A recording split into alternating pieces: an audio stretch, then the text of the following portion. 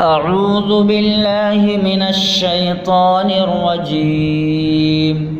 بسم الله الرحمن الرحيم. وإذ قال ربك للملائكة إني جاعل في الأرض خليفة قالوا أتجعل فيها من يفسد فيها ويسفك الدماء ونحن نسبح بحمدك ونقدس لك قال إني أعلم ما لا تعلمون. وعلم آدم الأسماء كلها ثم عرضهم على الملائكة فقال أنبئوني بأسماء هؤلاء إن كنتم صادقين.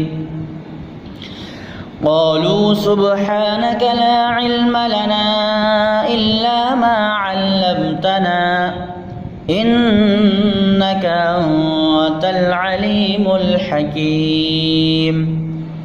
قال يا آدم أنبئهم بأسمائهم فلما أنبأهم بأسمائهم قال ألم أقل لكم إني أعلم غيب السماوات والأرض وأعلم ما تبدون وما كنتم تكتمون. وإذ قلنا للملائكة اسجدوا لآدم فسجدوا إلا إبليس أبى واستكبر وكان من الكافرين.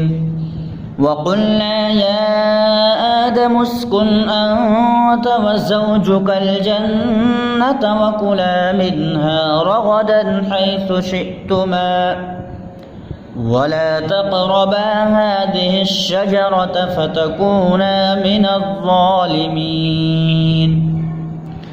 فأزلهما الشيطان عنها فأخرجهما مما كانا فيه وقلنا اهبطوا بعضكم لبعض عدو ولكم في الأرض مستقر ومتاع إلى حين.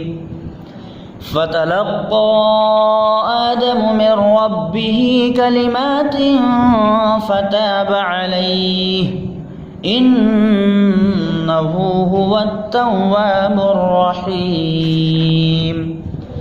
قلنا اهبطوا منها جميعا فإما يأتينكم مني هدى فمن تبع هداي فلا خوف عليهم ولا هم يحزنون. والذين كفروا وكذبوا بآياتنا أولئك أصحاب النار هم فيها خالدون. صدق الله العظيم.